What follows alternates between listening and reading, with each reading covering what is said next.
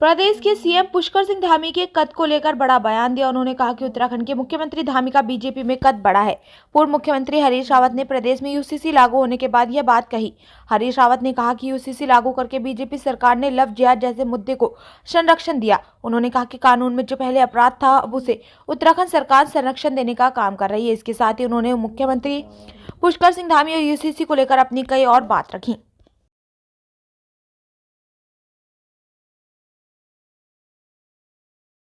UCC और क्या देश में इसका कोई संदेश दिखता है? देखो, मैंने बहुत साफ तौर पर बता दिया, उत्तराखंड को केवल एक फायदा हुआ है, श्री पुष्कर सिंह धामी जी का कद जो है भाजपाई नेताओं में 4 इंच ऊपर बढ़ गया है, क्योंकि उत्तराखंड को उन्होंने एक बेट होते ना, जिसको जैसे बाघ को, गुल्लाड़ को, इनको फंसाने के लिए कभी बकरी बांध देते हैं, तो यहाँ उत्तराखंड को जो है उसके तौर पर पेश किया, क्योंकि भाजपा का एक बड़ा वादा था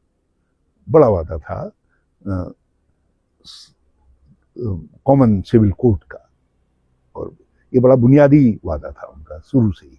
जब हिंदू कोड बिल आया था तब से वो इस पर लड़ रहे थे, और संविधान निर्माताओं ने भी उसको रखा था।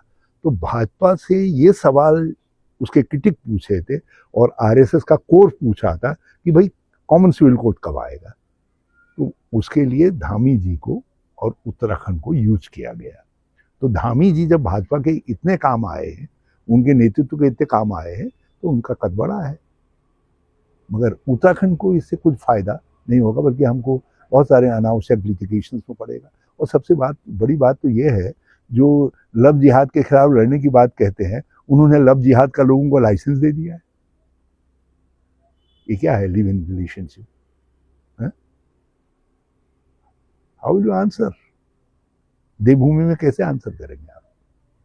आपने उनको कानूनी वो दे दिया। कोई भी अभी तक तो जो कानून का अपराधी था, आपने कानून के अपराधी को, अभी तक के कानून में जो अपराधी था उसको आपने सर्टिफिकेट प्रोटेक्शन दे दिया।